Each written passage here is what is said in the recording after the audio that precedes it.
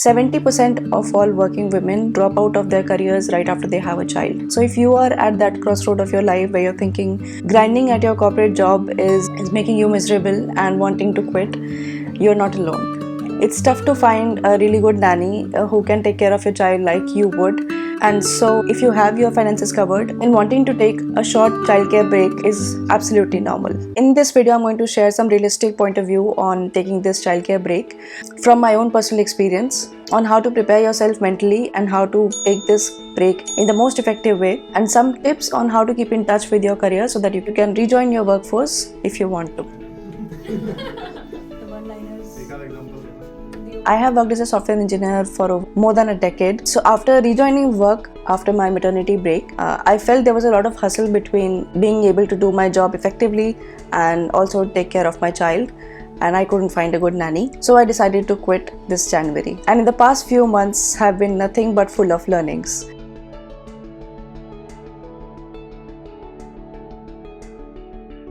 It's a huge transition for anyone who's been working for so long and then staying back at home to care for their child. You can get pretty anxious living alone when everybody else is going to work and you have to stay back, especially on the weekdays. It's not to say that I didn't enjoy taking care of my kid, but there's a constant feeling of falling behind. And I think part of this feeling of falling behind comes from the fact that the role of motherhood is deeply, deeply undervalued in our society today. Even the first question somebody would ask you in a small talk would be, what do you do for a living?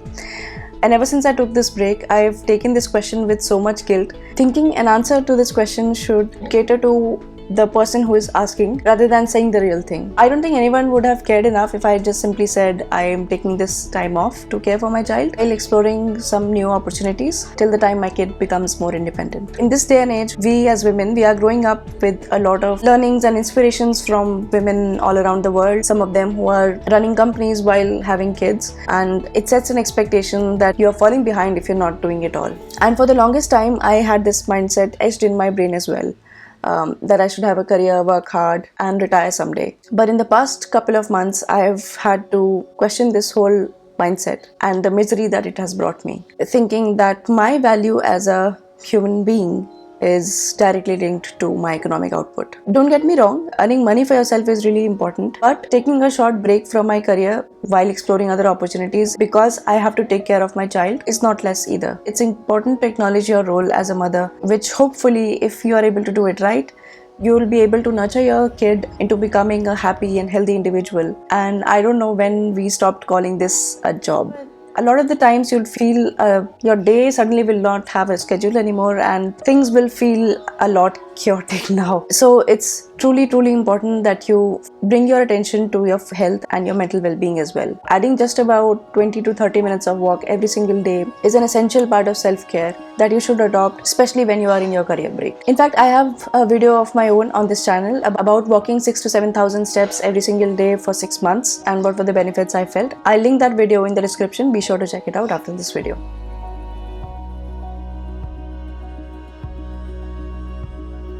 Having a hobby is not only linked to improved mental and emotional well-being, it also helps in your personal growth and may even give you a competitive advantage in your career. And this break is a perfect time to explore those hobbies. Me as a child, I never had any hobby, but a couple of years ago, I was gifted this golden pothos for a job well done at work, and I managed not to kill it after a year. That made me very curious about growing other plants, and it's a perfect hobby for me because it doesn't take a long time and I can enjoy it with my son as well. So during this break, think about what all things you used to enjoy as a child or explore new things. Like if you liked writing, maybe you can try out Medium or Substack. In this day and age, earning money through conventional means is not the only way. There are a lot of ways people are making money online through digital products. If you want to combine one of your hobbies, build yourself your own business, then that's a beautiful way to utilize this career break. And you never know, you might just find the right path in your life, not only fulfills you but also potentially retire you financially and build your dream life. As you would have noticed, all of these points that I've shared now are about your well-being, and in this new chapter of your life, you are involved in shaping another human being's childhood. So you must ensure you feel happy and are fulfilled in this journey. And hopefully you rejoin your workforce feeling more confident and healed. Now, speaking of comeback, I'll share a few points that can prove pivotal if you're really serious about making a comeback to your job. It's a perfect time to learn new things, take up small online courses.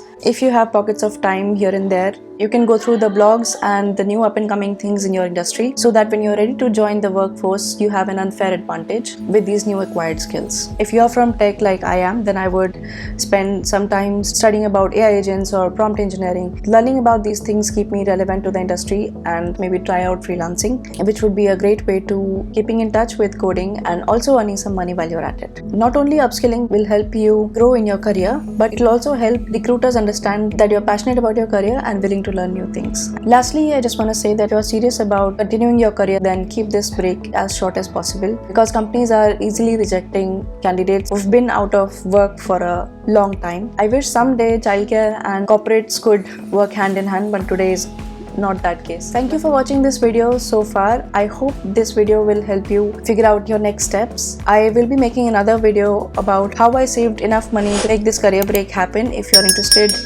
let me know in the comments. If you liked this video, give it a thumbs up and consider subscribing to my channel, and I will see you in my next one.